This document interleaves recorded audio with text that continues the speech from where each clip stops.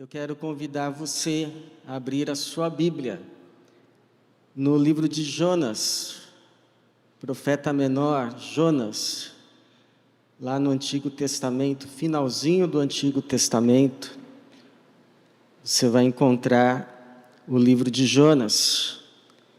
Está depois de Obadias e antes de Miqueias, livro de Jonas.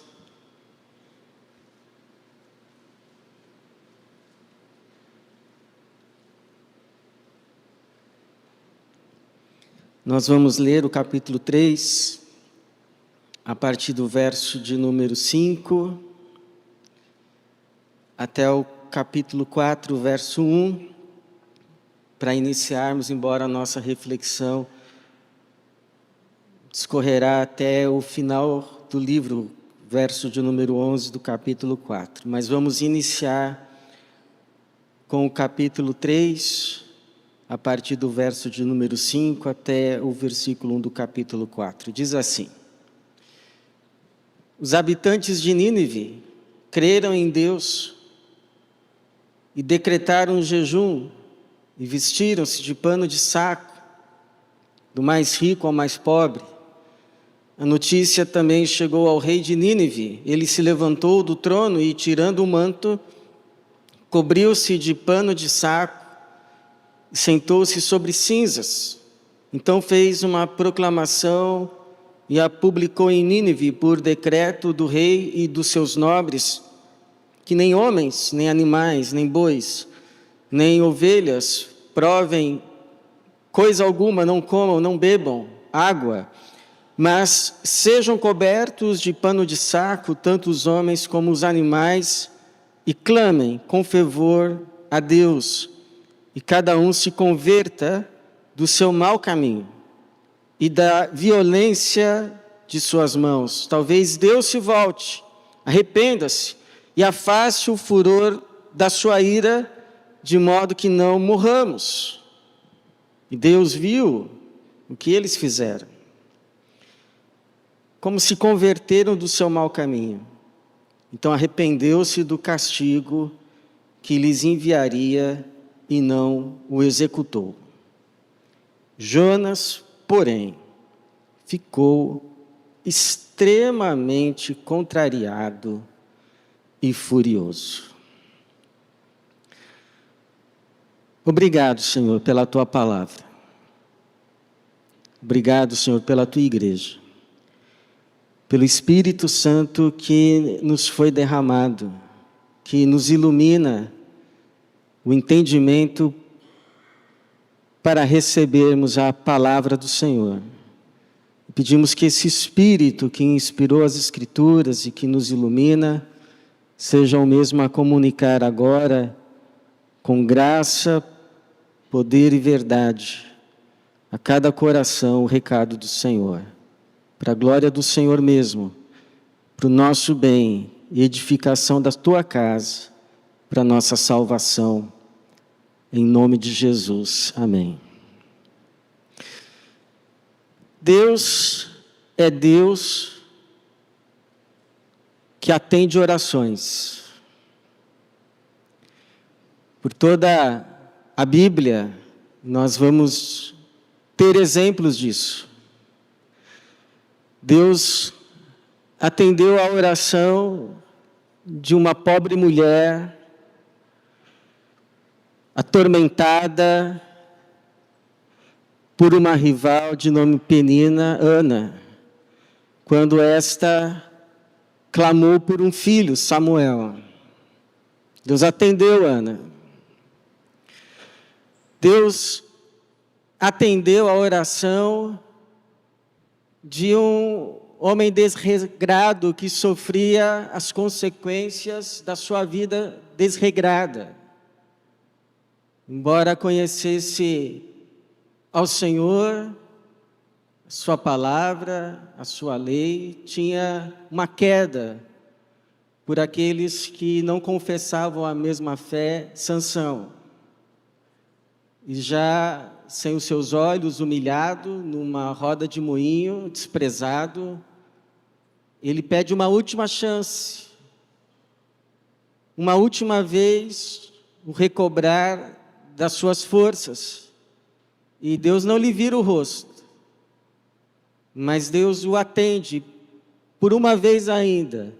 Ele é coberto por uma força sobrenatural, vinda de Deus, vinda do Senhor. Deus ouviu a oração de um homem que furiosamente procurou destruir o seu povo, a sua igreja, de cidade em cidade, quando ainda não professo, cego, ele ora, e Deus lhe envia ali um dos seus para que ele recobrasse a vista e fosse então batizado. Saulo, que depois se tornou Paulo. Se eu desse oportunidade, porque essa história de Deus com o seu povo, de atender e atender suas orações, ela não parou no Antigo Testamento, nem no Novo Testamento, ela continuou ao longo dos séculos, ela chegou até nós, de modo que se eu desse hoje, agora, nesse momento, oportunidade, irmãos, quem gostaria de testemunhar de uma oração respondida, de uma vez que você, na sua angústia, no mais profundo do desespero, você orou e Deus lhe respondeu, talvez depois de alguns segundos, começassem as mãos a se levantar, uma após outra, e formaria-se então uma fila, e nós não teríamos tempo de ouvir cada testemunho, porque certamente você tem na sua história com Deus, de oração, orações respondidas. Algumas orações Deus respondeu, inclusive imediatamente, te surpreendeu.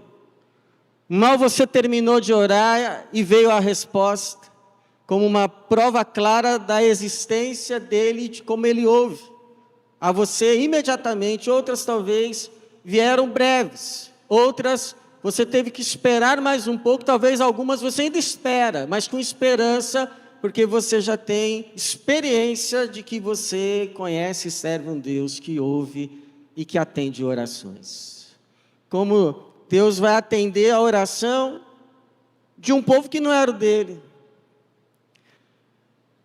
Exortado por um rei que não conhecia, um rei pagão, rei da cidade de Nínive, que quando chega a ele as notícias a respeito do profeta que estava na sua cidade anunciando destruição da cidade por causa da sua maldade, por causa da sua violência, por causa do seu coração obstinado, esse rei, ele proclama um decreto, e dentre muitas coisas, ele diz ao seu povo: clamem, orem com fervor a Deus, e cada um se converta do seu mau caminho e da violência de suas mãos. Talvez,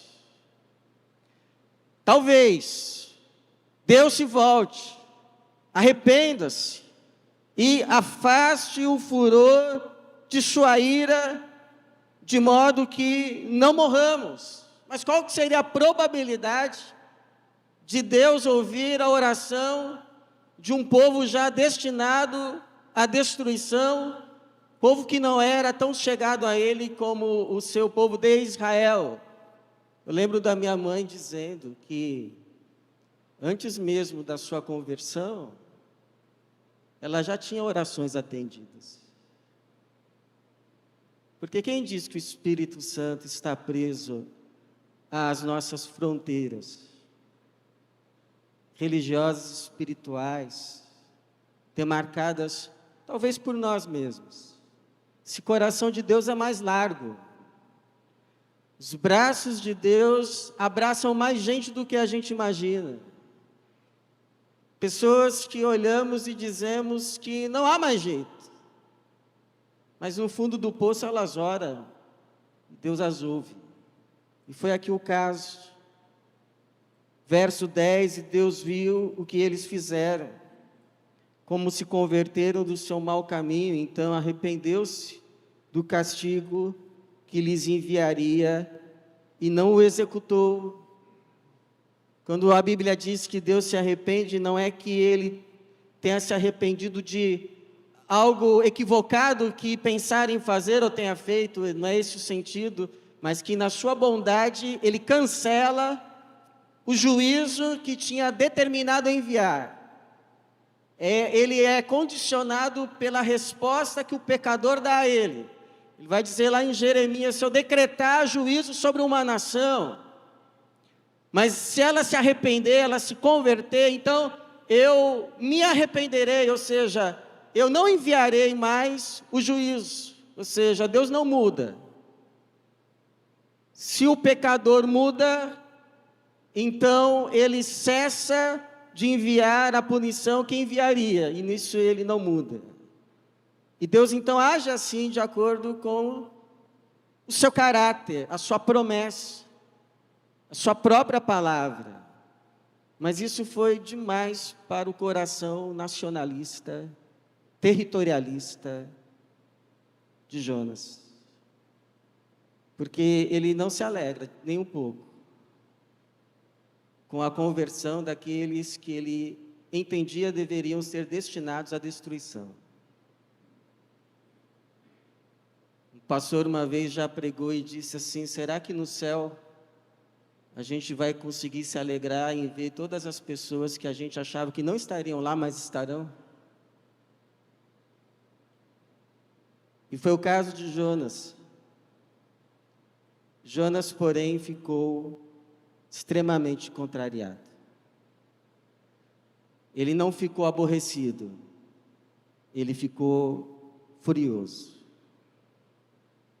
extremamente desgostoso, extremamente enraivecido. A Bíblia não diz que Jonas teria orado pela destruição desse povo. Mas sabe aquela oração que a gente não faz, mas bem gostaria de fazer? A gente não faz, mas é como se tivesse feito, porque Deus sabe o que a gente pensa. Deus sabe o que no fundo de fato a gente deseja. Deus sabe lá no fundo o que está no nosso coração, e é como se fosse uma oração feita.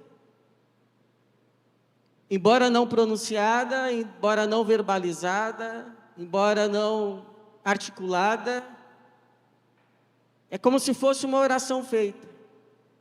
Era isso que o Jonas esperava, tanto é que diz que ele depois disso ainda vai para um monte olhar o que Deus faria com a cidade. Estava esperando isso de Deus. Uma oração no seu coração não feita, mas ainda assim ali. Essas orações que a gente não faz, porque lá no fundo a gente sabe que se fizesse, provavelmente Deus não atenderia. Então, biblicamente falando, a gente pode sim afirmar: Deus é Deus que atende orações, mas não todas. Deus atende e atende orações, mas nem sempre. Talvez você mesmo, que caso eu desse oportunidade, viesse aqui testemunhar de orações atendidas, você também tenha na sua história de caminhada com Deus, orações que você categorizou, catalogou, não atendida. Você tem uma série de orações que você fez, e eu creio que na maioria delas você catalogou: oração atendida, oração atendida, oração atendida. Inclusive tem alguns irmãos, alguns que nos ensinam a espiritualidade cristã, nos aconselham a termos um caderninho de orações, um caderninho de oração, onde você vai anotando as suas orações. para que depois de um tempo você volte e você veja quantas orações Deus atendeu. E talvez tenha até passado desapercebido. Orações, inclusive, relâmpagos.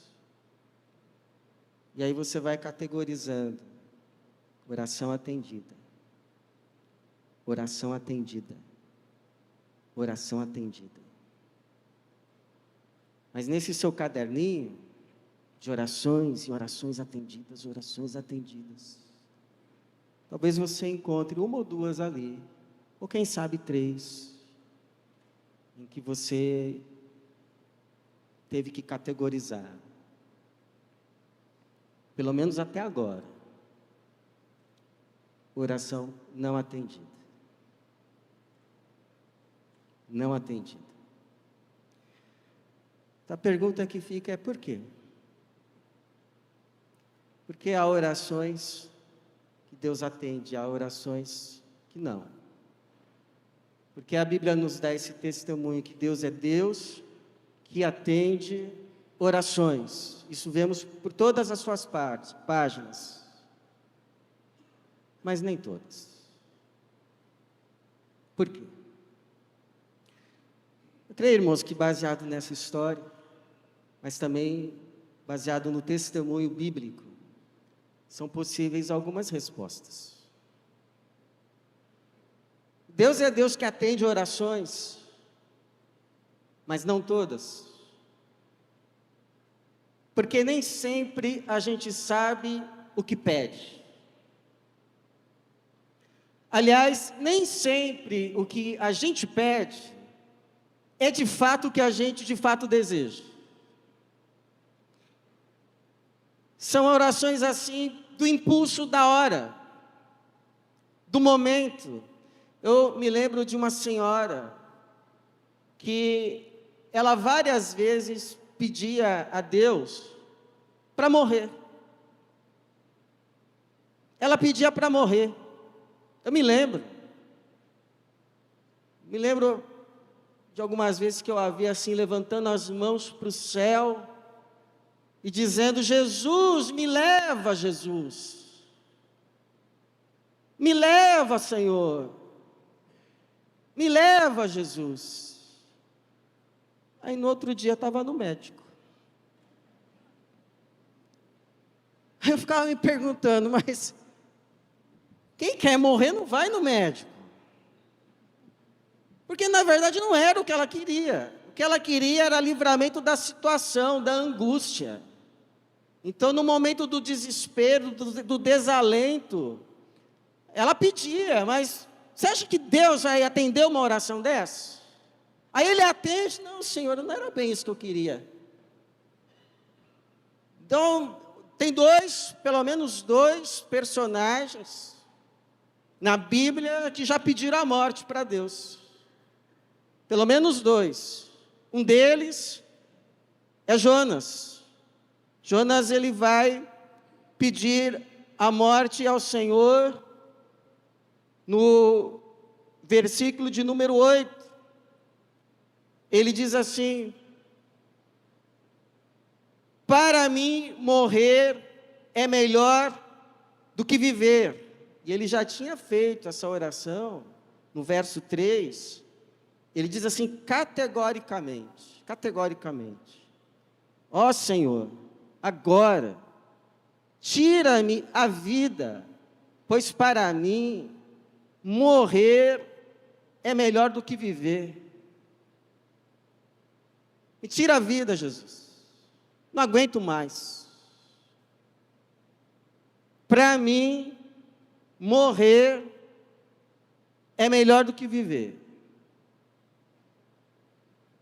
Se é essa a minha situação, se é essa a minha condição, se é essa a minha sina, então eu te peço misericórdia, me leva, porque para viver assim, eu prefiro morrer. Prefiro não viver. Jonas orou. Você já fez essa oração?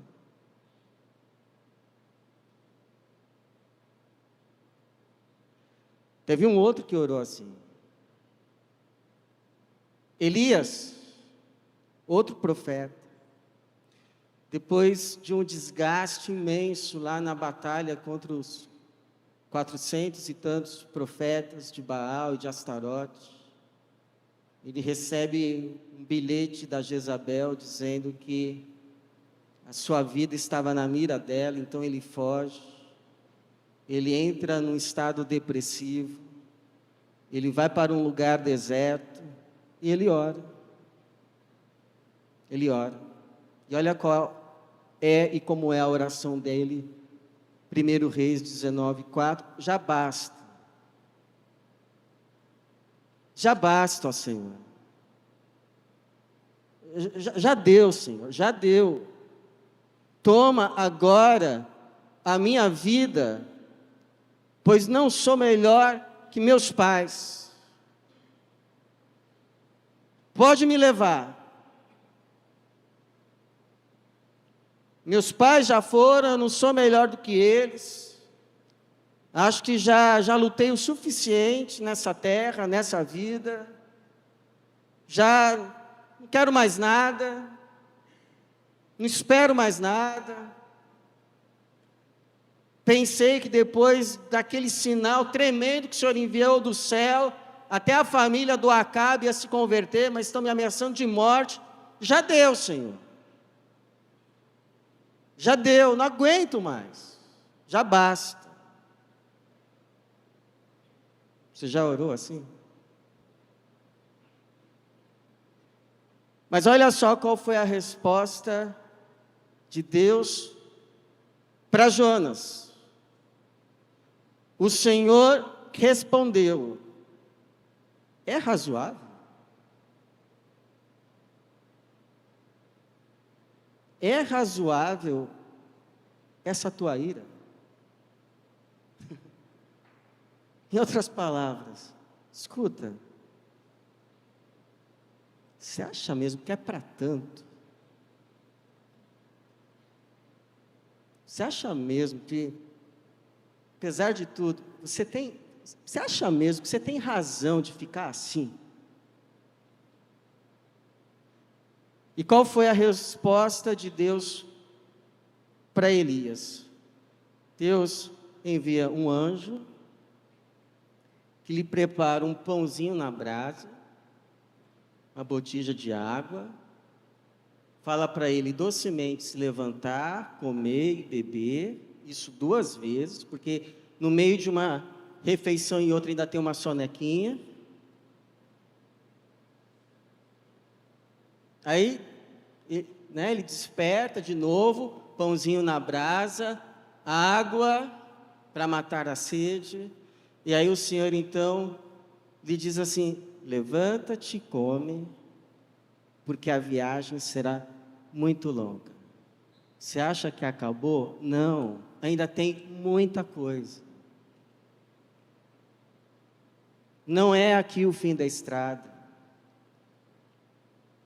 Você ainda tem muito ainda o que fazer, o que experimentar e o que viver. Então, quem sabe hoje Deus não está falando a mesma coisa para você, que já fez essas orações que Jonas e Elias fizeram. Quem sabe Deus não está falando hoje assim para você: poxa, você acha mesmo que é razoável você ficar desse jeito? Você acha mesmo que você tem razão para tanto? Para tanta raiva? Para tanta reclamação? Para tanta murmuração? Você acha mesmo que você tem razão? Que é para tanto? E quem sabe Ele também não esteja dizendo para você, a cada manhã: levanta dessa cama, toma o seu café e vai para o seu dia, porque você ainda tem muito o que viver, muito o que experimentar e muito o que fazer. A história não terminou aqui. Por isso que o Salmo 118 24 nos diz: esse é o dia que o Senhor fez, vamos regozijar-nos e alegrar-nos nele, em nome de Jesus. Em nome de Jesus. Em nome de Jesus. Deus há e que Deus abençoe você. Por que Deus não atende todas as orações? Deus atende orações, mas não todas. Segundo, irmãos, porque no mundo tem mais gente. No mundo tem mais gente. Às vezes a gente acha que a oração é só uma questão entre nós e Deus. Que a gente vai orar e que Deus deve responder conforme a nossa oração, e que se Ele fizer assim, os únicos afetados seremos nós. E ninguém tem nada a ver com isso, e não vai acontecer nada com ninguém. Por exemplo, tem gente que vai para a praia, tem gente que marca o casamento da filha a céu aberto, tem gente que planeja retiro de igreja e depois fica orando: Senhor, que nesse dia não chova. Só que aí na mesma semana tem um sujeito orando: Senhor, por favor, manda a última chuva, para eu não perder toda essa plantação, para o meu trabalho não minguar, não ser em vão, ter uma família para alimentar. Senhor, manda a última chuva, e às vezes nós mesmos é que vamos depois comprar o fruto dessa colheita, dessa plantação abençoada na feira, mas a gente acha que não, que cada vida é departamentalizada, está lá no seu quadradinho, o que Deus faz aqui não interfere ali, não só eu e Deus e pronto. Não é assim. As nossas vidas estão interligadas de tal forma que aquilo que acontece com um tem efeito direto ou indireto, em maior grau ou menor, na vida de todos os outros. Nós estamos interligados na vida, no mundo, conectados, querendo ou não. Quer gostemos dessa ideia ou não. Por isso que alguém já disse que quem ajuda um, ajuda todo mundo. Porque a minha vida, sim, tem efeito na vida de muitos outros. A sua vida. Você não é um eremita, você não vive isolado, numa bolha. Então, antes de Deus atender uma oração ou outra, Ele não considera só a gente. Ele considera a gente, mas não só a gente. Por quê? Porque tem mais gente, meu irmão. A gente não está sozinho no mundo. É isso que o Senhor está tentando explicar para o Jonas. Você não fez essa oração, mas eu vi o desejo do seu coração. É por isso que você está furioso. Você não teve coragem de verbalizar o que você queria, mas você está furioso porque eu não atendi. E você esperava que eu atendesse. É por isso que você está assim. Mas olha o que ele vai dizer no verso 11 do capítulo 4. E não teria eu compaixão da grande cidade de Nínive, onde há mais de 120.000 pessoas que não sabem discernir entre a mão direita e a esquerda, ou seja, não têm diretrizes da palavra para a vida, tomam decisões a esmo, sem considerar a orientação de Deus, e aí tomam decisões equivocadas que trazem desgraça, não sabem discernir entre a mão direita e a esquerda, e também muito gado, ou seja, Deus considera até os animais no seu agir. Vamos acabar com todo esse gado? Então, é como diz lá Romanos, capítulo 8, escrito por Paulo, verso 28, que sim, que Deus age em todas as coisas, para o bem daqueles que o amam. E é claro que você está incluído nestes que o amam. Mas não só você. Tem mais gente. Então, quando Deus for atender uma oração minha, quando Deus for atender uma oração sua, Ele vai considerar a mim, Ele vai considerar a você, mas Ele vai considerar também os resultados, as consequências, os efeitos, que caso Ele atenda, vão atingir mais gente. Então Ele pensa na gente, mas não só na gente, porque tem mais gente. Por isso que do início ao fim, salvação é individual, ponto, acabou. Mas a vida cristã, a experiência cristã, é e sempre foi coletiva. Não existe vida cristã apenas eu e Deus, Deus e eu, Deus e eu. A vida cristã é por natureza Deus e nós. O pão nosso de cada dia nos dá hoje. Não é o Pai meu, é o Pai nosso. Não é o pão meu, é o pão nosso. É assim, porque somos família de Deus. Não tem só eu, tem você também. Não tem só você, tem todos nós. Então Deus é Deus que atende orações, atende. Você tem experiências disso, eu tenho experiências disso. Deus atende orações, mas não todas. Por quê?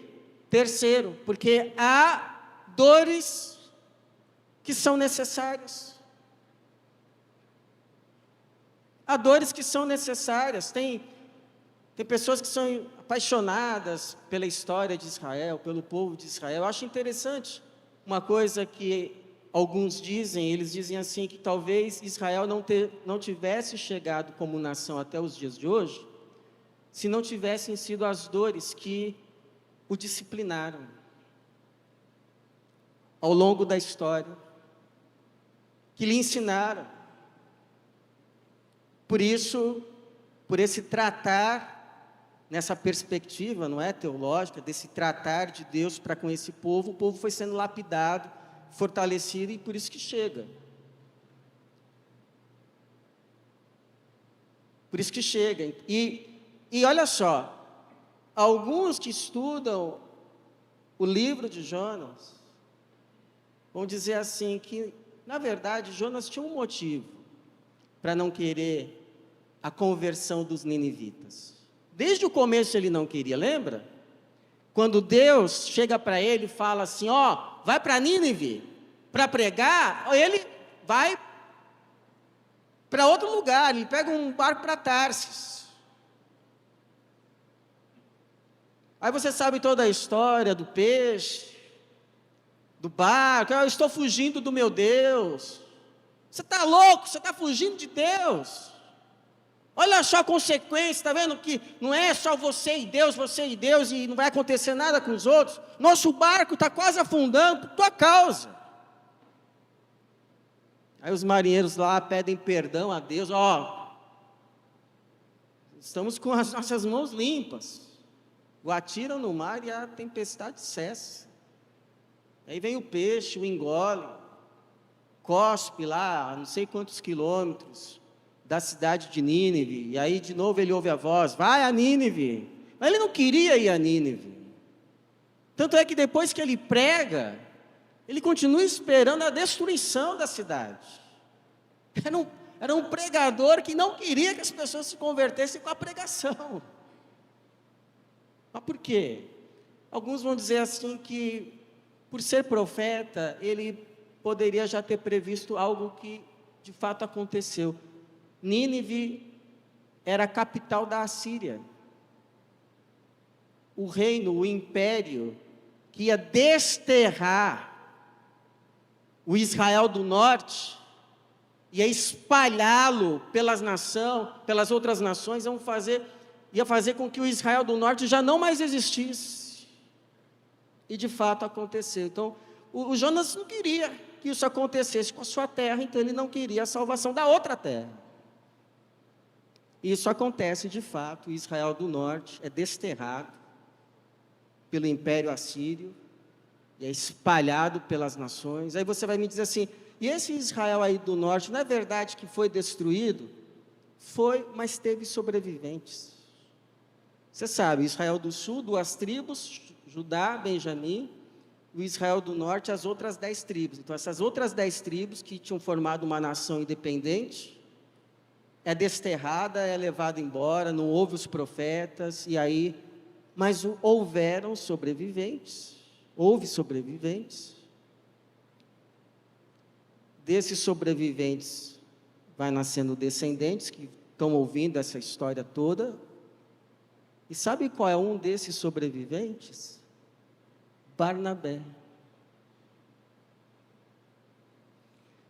Porque se você for lá em Atos 4, você vai ver que Barnabé era levita. Ele era descendente da tribo de Levi, uma das tribos que foi extinta. Aí fica a pergunta, será que se não fosse todas essas dores, esse povo teria produzido um homem da estatura de Barnabé? Talvez não. Porque há dores que individualmente e coletivamente são necessárias. As dores vão nos disciplinando. Essa igreja aqui tem mais de 100 anos. Quantas dores já não viveu, não experimentou? Isso certamente disciplinou a igreja a não cometer erros que já foram cometidos, não se comete mais. Isso deixa a igreja forte. Eu posso testemunhar de que, dentre muitas bênçãos que é ser pastor dessa igreja, é trabalhar com uma igreja madura. Posso dizer, uma igreja madura. O que foi formando essa maturidade, senão as lutas, que Deus foi permitindo ao longo da história, que foi nos moldando, foi nos lapidando, foi formando Barnabés. Então há dores que são necessárias, Deus permite para nos, pelo menos por 2 razões, Deus permite. Uma para forjar em nós a imagem do seu Filho. Forjar, quando a gente fala assim, Deus age em todas as coisas para o bem daqueles que o amam, que bem é esse? Aqueles que os predestinou para serem conforme a imagem do seu Filho. Então, se nós passarmos as dores que passamos debaixo da graça, confiados na graça,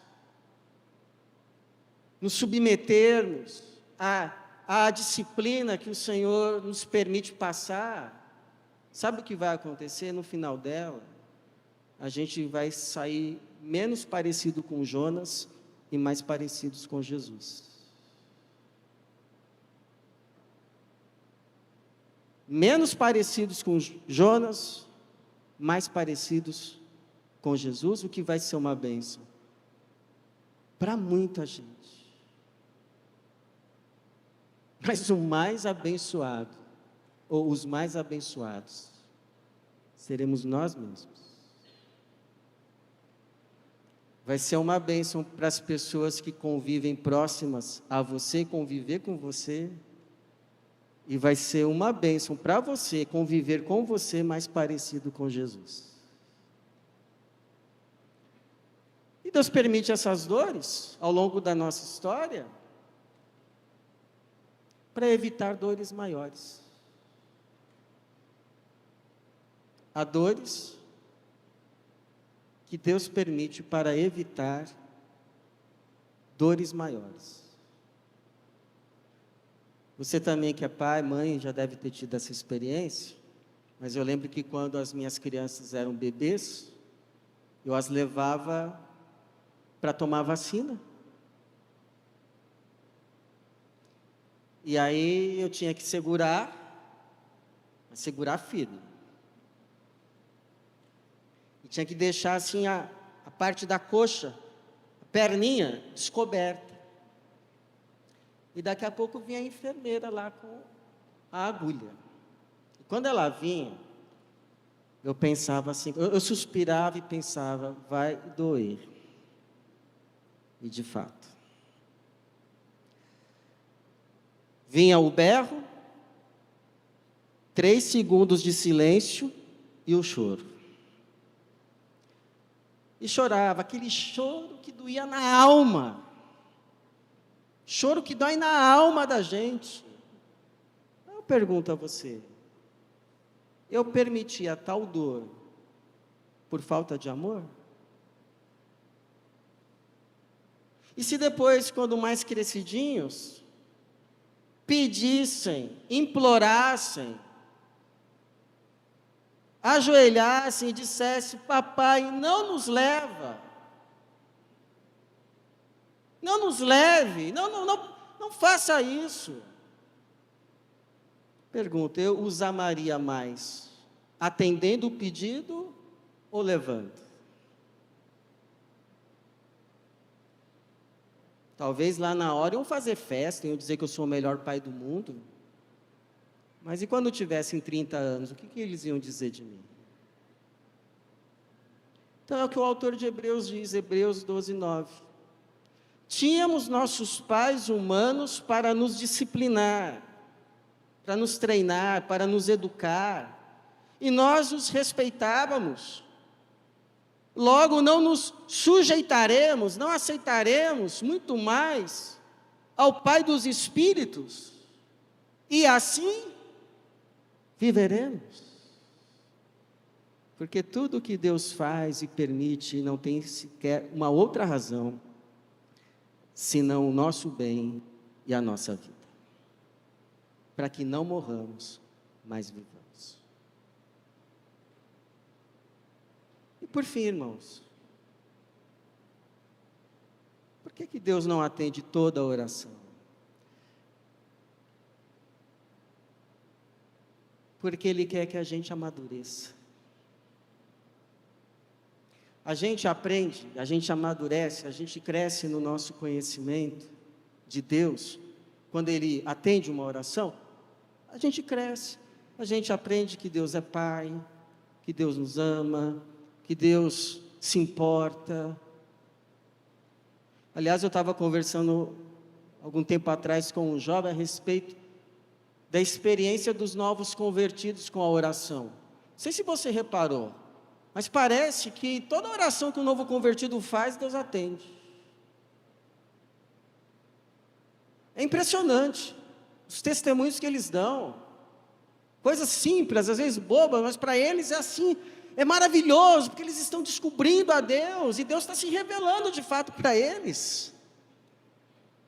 Então Deus está se revelando a eles como Deus vivo, como Deus pessoal, como Deus que vê, como Deus que se importa, Deus que ouve orações, Deus que responde, e eles estão fascinados com isso, porque Deus está se dando a eles a conhecer, e a fé deles que é nova, vai se firmando, vai se consolidando, vai amadurecendo, mas não vai ficar só nesse nível, não vai ficar só nesse estágio, eles vão passar depois para outras fases, vão entrar em crises, porque estavam acostumados com aquelas experiências tremendas, e daqui a pouco parece que entram assim numa fase que Deus sumiu.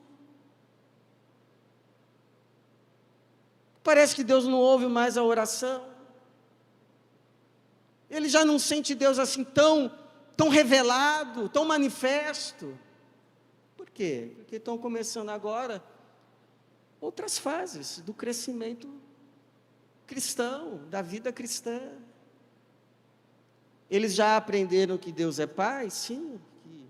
Já aprenderam que Deus é vivo? Sim. Mas agora precisam aprender que Deus não é meio para as coisas, Deus é o alvo de todas as coisas.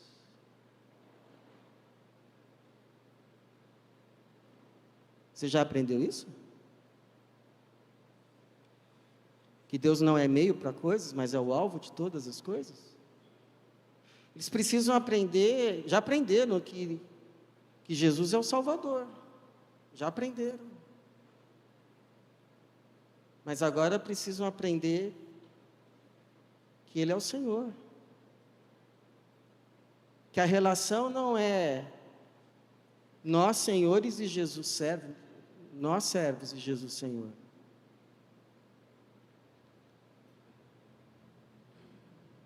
Então a gente não sabe.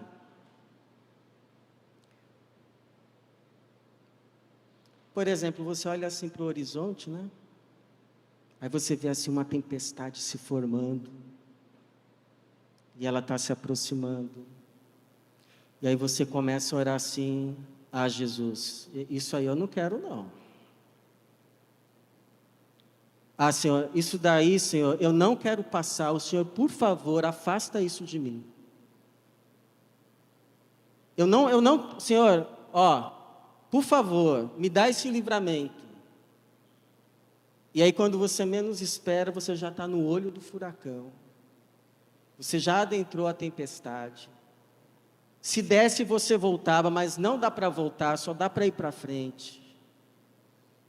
E você acha que vai ser o fim. Aliás, quando a tempestade estava lá, se formando no horizonte, que você viu, você já falou assim: vai ser o meu fim.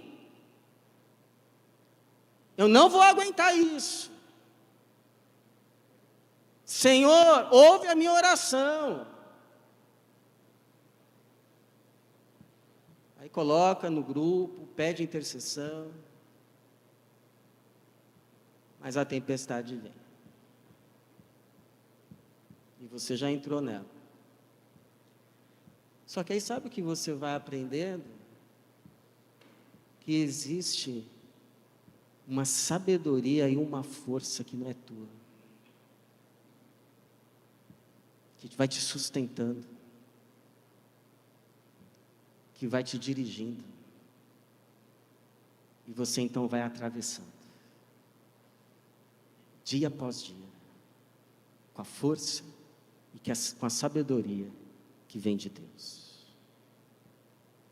Aí uma hora passa, tá, irmão? Você que está nessa situação, lembre-se, tudo passa. Vai passar. Mas você está sendo sustentado, fortalecido, dirigido, com uma sabedoria e com uma força que não é tua, é de Jesus. E aí quando você termina de atravessar, aí sabe o que acontece? Aí você ora.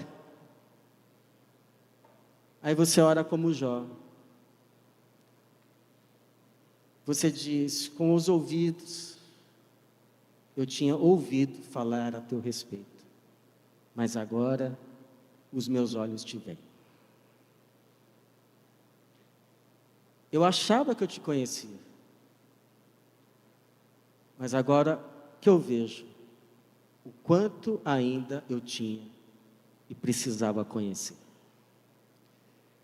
Então, eu não sei como o Jonas sai dessa experiência, porque o livro termina com uma pergunta para ele que não tem a resposta dele. Fica no ar. Deus pergunta e o livro termina. Talvez porque Ele queira que cada um de nós dê essa resposta. Mas o Jonas teve uma grande oportunidade de, com essa experiência que ele passou com Deus, ele amadurecesse pelo menos o equivalente a quase 900 anos. Quase 900 anos. Porque só foi depois de quase 900 anos que alguns do povo dele, depois de terem conhecido o Evangelho da graça de Deus, depois de terem se surpreendido com o fato de Deus derramar o seu Espírito sobre aqueles que não eram israelitas, não eram judeus, eram para eles gentios. Foi só depois de 900 anos que alguns deles, depois dessa experiência, foram dizer assim, lá em Atos 11:18. Então, Deus concedeu também aos gentios o arrependimento para a vida. Então eu não sei, irmãos, na sua experiência de fé, quantas orações você catalogou como atendidas, quantas não atendidas, mas eu sei de uma coisa, isso não abala a nossa fé. Isso não abala a nossa fé. Sabe por quê? Porque na nossa caminhada com Deus, a gente já aprendeu que Ele é bom. Quem não é, somos nós. A bondade de Deus é infinita, mas a nossa mente é finita. Então fica às vezes para nós muito difícil entender a bondade de Deus.